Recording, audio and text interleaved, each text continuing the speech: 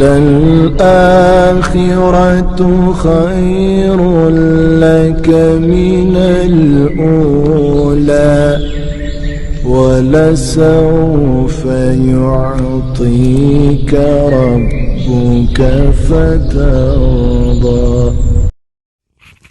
بسم اللہ الرحمن الرحیم۔ السلام علیکم ورحمۃ اللہ وبرکاتہ۔ میں امید کرتی ہوں کہ آپ سب ایمان اور صحت کی بہترین حالتوں میں ہوں گے۔ اللہ سبحانہ تعالیٰ ہمیشہ آپ کو اچھے حالوں میں رکھے اور آپ کی طرف بڑھنے والے ہر شر کو خیر میں بدل دے، آمین۔ الحمدللہ، آج دعا سیریز کا ڈے 6 ہے، جس کا ٹاپک ہے دعا کی قبولیت کے اوقات، یعنی وہ کون سے اوقات ہیں جن میں دعا قبول ہوتی ہے۔ اوقات مطلب وقت کی جمع، تو وہ کون سا وقت ہے، کون سی گھڑیاں ہیں جس میں آپ اللہ سبحانہ تعالیٰ سے مانگے تو آپ کی دعا ضرور قبول ہوتی ہے۔ تو سٹارٹ کرتے ہیں۔ رب اشرح لی صدری ویسر لی امری واحلل عقدۃ من لسانی یفقہوا قولی رب زدنی علما اللہم فقہنا فی الدین۔ ویسے تو ہم اللہ سبحانہ تعالیٰ سے جب بھی دعا مانگتے ہیں اللہ سبحانہ تعالیٰ اس کو ضرور سنتا ہے، رائٹ، لیکن کچھ ایسے اوقات ہیں جن میں ہم دعا مانگے تو اللہ سبحانہ تعالیٰ لازمی قبول فرماتے ہیں۔ تو وہ اوقات اللہ سبحانہ تعالیٰ نے ہمیں خود بتا دی ہیں الحمدللہ، اپنی احادیث کے تھرو، آیات کے تھرو، الحمدللہ۔ تو ہم نے ان اوقات میں انشاءاللہ اپنی دعائیں مس نہیں کرنی انشاءاللہ۔ جب آپ کو پتہ ہے کہ ان اوقات میں اللہ سبحانہ تعالیٰ لازمی سنیں گے تو پھر تو ڈاؤٹ ہی نہیں ہونا چاہیے، پھر تو پورے دل کے ساتھ ہاتھ اٹھا کے اللہ سے دعائیں مانگنی چاہیے، پورے یقین کے ساتھ۔ تو وہ اوقات کو انشاءاللہ آج ہم ڈسکس کریں گے۔ نمبر 1، رات کے پچھلے پہر دعا کرنا، یعنی جب ہر طرف سکون ہے، خاموشی ہے اور سب لوگ گہری نیند میں سو رہے ہیں، اس وقت ایک آنکھ جاگتی ہے اللہ سے مانگنے کے لیے۔ یہ سب سو رہے ہیں لیکن وہ جانتا ہے کہ اس کا رب جو ہے اس وقت اس کے بہت قریب ہے، اور وہ سوچتا ہے کہ میں اتنا چھوٹا سا انسان اور رب تعالیٰ اتنی بڑی ذات جو مجھے سن رہی ہے۔ جب انسان خاموشی میں یہ باتیں کرتا ہے اللہ سبحانہ تعالیٰ سے اور کوئی شور نہیں ہوتا تو اس کو ایک بڑی اٹیچمنٹ فیل ہوتی ہے، اس کو پتہ ہے کہ رب میرا سن رہا ہے، ایک سکون ہوتا ہے مانگنے میں بھی اور ایک تڑپ ہوتی ہے۔ اس وقت کاموں کی ٹینشن نہیں ہوتی، فوکسڈ ہوتے ہیں ہم بہت زیادہ اپنے ٹارگٹ کے اوپر، ہمیں کیا چاہیے۔ ہم سوچتے ہیں ہم ایک محتاج بندے ہیں اور ہم اللہ کے رحمت کے طلبگار بننا چاہتے ہیں۔ تو ایسا انسان اپنے ہاتھ آسمانوں کی طرف اٹھاتا ہے اور اللہ سے دعائیں مانگتا ہے، اے میرے رب اپنی رحمت، احسان اور فضل کے ساتھ مجھے سب آفات سے نجات دے۔ اللہ سبحانہ تعالیٰ ضرور سنتا ہے اس وقت، الحمدللہ۔ یہ جو وقت ہے اس کے بارے میں اللہ سبحانہ تعالیٰ نے قرآن میں فرمایا ہے وَبِالْأَسْحَارِ هُمْ يَسْتَغْفِرُونَ، یعنی جو اللہ کے اور وہ جو نیک بندے ہیں، یعنی جنتی بندے ہیں، یہ کہہ لیں مومن بندے ہیں، وہ کیا کرتے ہیں؟ وہ رات کے پچھلے پہر استغفار کرتے ہیں، الحمدللہ۔ اللہ کے جو نیک اور متقی بندے ہیں اس وقت اٹھتے ہیں اور اللہ سے معافی مانگتے ہیں۔ تو جب انسان معافی مانگتا ہے تو اس کے لیے توبہ اور رحمت کے دروازے کھل جاتے ہیں۔ جب انسان کے گناہ معاف ہوں گے تو اس کی دعائیں قبول ہوں گی۔ تو اس وقت اٹھ کے لازمی، یعنی آپ کا جو تہجد کا وقت ہے، جو بالکل فجر کی نماز سے پہلے کا ٹائم ہے، اس وقت اٹھ کے اللہ سبحانہ تعالیٰ سے دعا کیا کریں۔ صحیح بخاری میں آتا ہے ہمارا بزرگ و برتر پروردگار ہر رات آسمانی دنیا پر نزول فرماتا ہے، اور جب رات کا آخری تہائی حصہ باقی رہتا ہے تو آواز دیتا ہے، کون ہے جو مجھ سے دعا کرے میں اس کی دعا قبول کروں؟ کون ہے جو مجھ سے سوال کرے میں اس کو عطا کروں؟ کون ہے جو مجھ سے بخشش طلب کرے تو میں اسے بخش دوں؟ الحمدللہ، اللہ خود آواز دیتا ہے۔ یعنی عام روٹین میں پورے دن میں آپ اللہ سبحانہ تعالیٰ کو پکارتے ہیں، یا اللہ، اللہم، یا ربی، لیکن اس وقت اللہ سبحانہ تعالیٰ کہتے ہیں کہ کون ہے جو مجھ سے دعا کرے میں اس کی دعا قبول کروں گا۔ کھلم کھلی آفر کہ مانگے آپ مجھ سے، جو سوال کریں گے آپ کو عطا کیا جائے گا، اور آپ مجھ سے بخشش مانگے میں آپ کو بخش دوں گا۔ بہت سے لوگ سے سوال کرتے ہیں کہ پتہ نہیں اللہ سبحانہ تعالیٰ نے ہمیں معاف کیا ہے کہ نہیں، تو سمجھ نہیں آ رہا ہوتا، تو اس وقت آپ اللہ سے معافی مانگیں، اس وقت تہجد کے وقت اٹھ کے اللہ سبحانہ تعالیٰ سے بخشش طلب کریں تو اللہ سبحانہ تعالیٰ انشاءاللہ آپ کو معاف کر دیں گے۔ تصور کیا کرنا ہے کہ رب اپنے بندے کے بہت زیادہ قریب ہے، بہت زیادہ قریب ہے۔ اللہ ہمیں ان بندوں میں شامل کر لے کہ جن کا وہ قریب ہوتا ہے۔ تو اللہ قریب ہے تو ہم نے یہ موقع گنوانا نہیں ہے، ہم نے اللہ سبحانہ تعالیٰ سے دعائیں مانگنی ہیں، اور یہ وقت مطلب 3rd part of the night، یعنی بالکل فجر سے پہلے کا وقت ہے۔ یعنی اگر آپ کو تہجد میں اٹھنے کی عادت نہیں ہے تو آپ آدھے گھنٹے پہلے اٹھ جائیں، 5 منٹ پہلے اٹھ جائیں، 10 منٹ پہلے اٹھ جائیں اور اس وقت اٹھ کے استغفار کریں، اس وقت دعائیں مانگیں، ہاتھ اٹھائیں آسمان کی طرف، اللہ سے دعائیں مانگیں۔ دوسرا وقت کون سا ہے؟ اذان اور اقامت کے درمیان، یعنی جب اذان ہوتی ہے تو اس کے بعد آپ دعا مانگا کریں، ٹھیک ہے۔ اقامت تو ظاہر ہے آپ کی مسجد میں جو جماعت پڑھتے ہیں وہاں اقامت ہوتی ہے، تو ہم جو خواتین ہیں وہ کیا کریں، اذان کے فوراً بعد دعا مانگیں۔ اذان اور اقامت کے درمیان جب نماز کھڑی ہو رہی ہوتی ہے اس سے پہلے وہ جو وقت ہوتا ہے نا اس میں دعائیں قبول ہوتی ہیں، یہ مس نہیں کرنا آپ نے، ٹھیک ہے۔ نبی صلی اللہ علیہ وآلہ وسلم نے فرمایا اذان اور اقامت کے درمیان دعا قبول کی جاتی ہے، پس تم دعا مانگا کرو۔ آپ سوچیں دن میں 5 وقت جو ہے وہ اذان ہوتی ہے، تو ہم انشاءاللہ دعائیں مانگیں گے کیونکہ اس وقت دروازے کھل جائیں گے آسمانوں کے، اور جو آپ کو مانگنا ہے وہ بس اب آپ نے مانگ لینا ہے، ٹھیک ہے۔ تو 5 وقت تو یہ ویسے ہی آپ کے پاس مبارک اوقات آگے جن میں آپ کی دعائیں قبول ہوتی ہیں۔ اس کے بعد نماز کے اندر دعا مانگنا، ٹھیک ہے۔ نماز کے اندر دعا مانگنا مستحب ہے، لیکن یہ یاد رہے کہ نماز کے دوران ویسے بھی آپ اپنی آنکھوں کو آسمان کی طرف نہیں اٹھا سکتے، لیکن اکثر لوگ جب نماز کے اندر دعا مانگ رہے ہوتے ہیں تو ان کی آنکھیں آسمان کی طرف اٹھ جاتی ہیں، یہ حرام ہے۔ ویسے بھی آپ اپنی آنکھوں کو نماز کے اندر ادھر ادھر گھما نہیں سکتے، یعنی آپ کا فوکس ہوتا ہے آپ کا سجدے کے پوائنٹ پہ، رائٹ۔ تو جب آپ نے دعا مانگنی ہے نماز کے اندر بھی تو آپ کی نگاہیں آسمان کی طرف نہیں اٹھنی چاہیے، بالکل بھی نہیں، ٹھیک ہے۔ وطر کے اندر دعا قبول ہوتی ہے، جب آپ اپنی قرات سے فارغ ہو جاتے ہیں اس کے بعد آپ دعائیں مانگیں، لیکن یہ دعائیں کون سی ہوتی ہیں؟ جو عربک میں دعائیں ہوتی ہیں، رائٹ۔ اس کے بعد جب آپ رکوع میں جاتے ہیں، رکوع سے اٹھتے ہیں، سجدے میں جاتے ہیں اور 2 سجدوں کے درمیان میں جو وقت ہے اس وقت آپ دعا کریں۔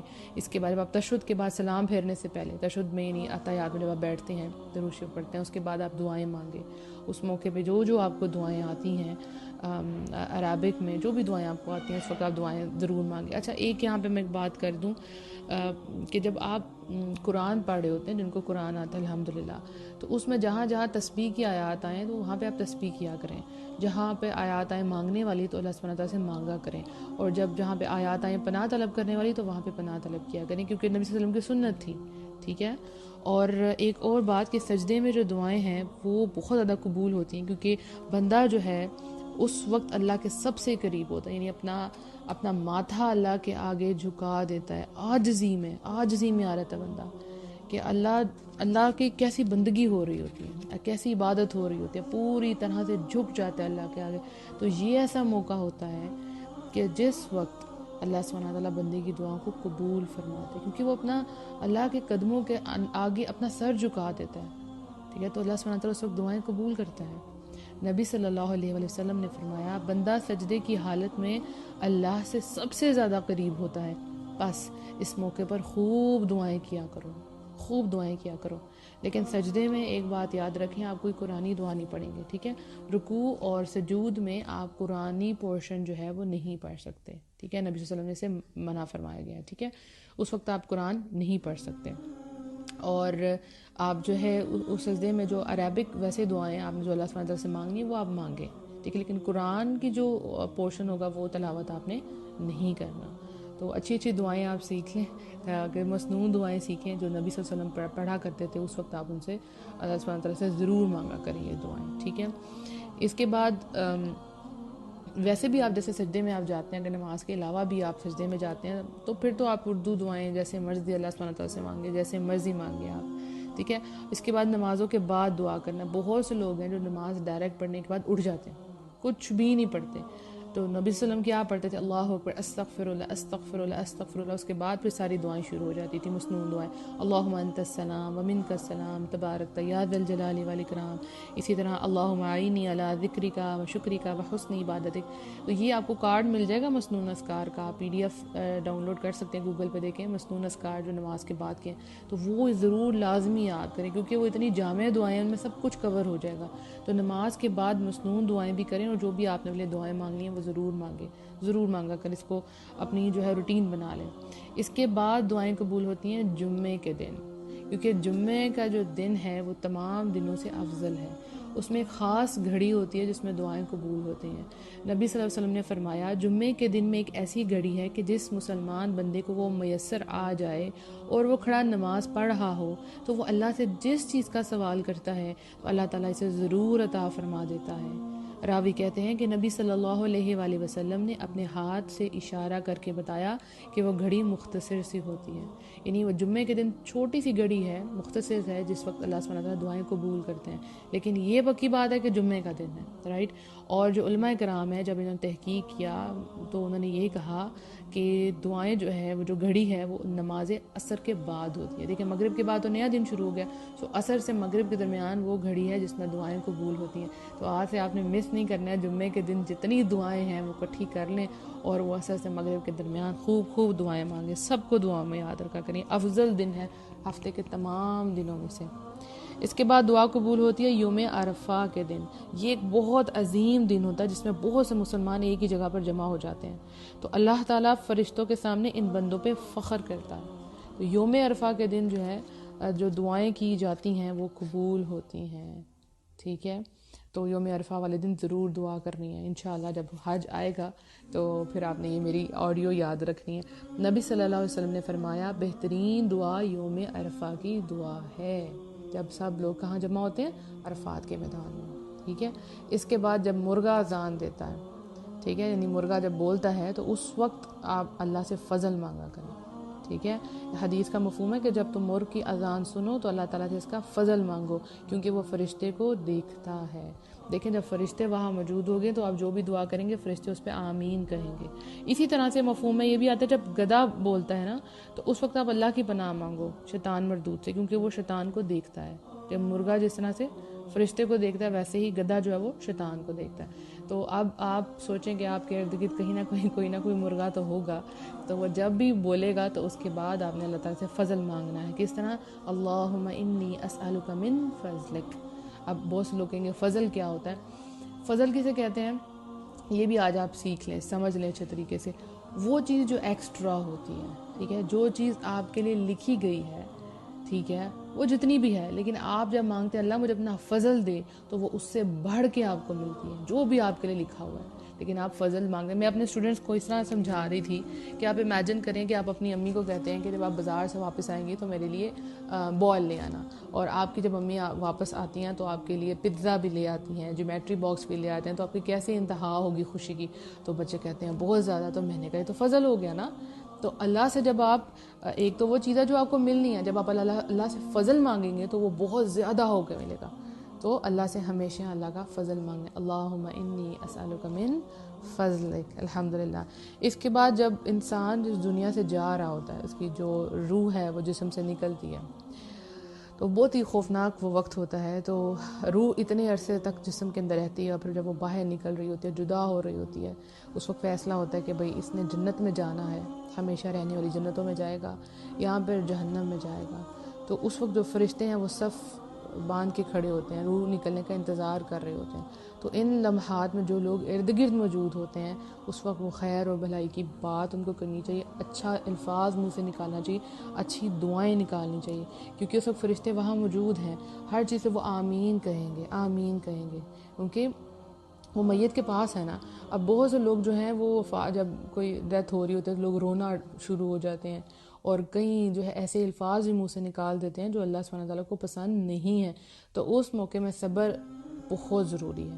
تو اس وقت آپ جو ہے اچھی دعائیں مانگیں، بھلائی کی دعا کریں، اور جو شخص اس دنیا سے جا رہا ہے اس کے لیے دعا کریں، اس کے گھر والوں کے لیے دعا کریں، اس کی اولاد کے لیے دعا کریں، دنیا اور آخرت کے تمام معاملوں کے لیے دعا کریں، یہ مستحب ہے، لازمی کریں، اس میں فرشتے آمین کہیں گے۔ اسی طرح لیلۃ القدر میں دعا کرنا، کہ میری بھی فیوریٹ رات ہے جس کے لیے مجھے رمضان کا بے صبری، ویسے بھی انتظار ہوتا ہے، لیکن رمضان کا اسپیشلی انتظار ہوتا ہے کہ اس میں لیلۃ القدر ہے، قدر والی رات، فیصلے والی رات۔ تو اس وقت وہ ایسی مبارک رات ہوتی ہے جس میں دعائیں قبول ہوتی ہیں، جتنے بھی سوال کرنے والے ہیں جب وہ اللہ سے مانگتے ہیں تو پھر آسمانوں کے دروازے کھول دیے جاتے ہیں، الحمدللہ۔ حضرت عائشہ رضی اللہ عنہ نے پوچھا تھا نبی صلی اللہ علیہ وسلم سے کہ اگر مجھے لیلۃ القدر میسر آ جائے، مجھے پتہ چل گیا کہ لیلۃ القدر کی رات ہے، تو میں اللہ تعالیٰ سے کیا مانگوں؟ تو آپ نے فرمایا تم یہ دعا مانگا کرو، اللہم انک عفو تحب العفو فاعف عنی، اے اللہ یقیناً تو بہت زیادہ معاف کرنے والا ہے، معافی کو پسند کرتا ہے، بس مجھے معاف کر دے۔ تو یہ دعائیں آپ نے یاد کر لینی ہیں، بس رمضان قریب ہی ہے تو پھر آپ نے بھی انشاءاللہ یہی دعا مانگنی ہے۔ اور اس کے علاوہ بھی جو بھی آپ نے دعائیں مانگنی ہیں وہ اپنی جو ہے ضرور مانگیں.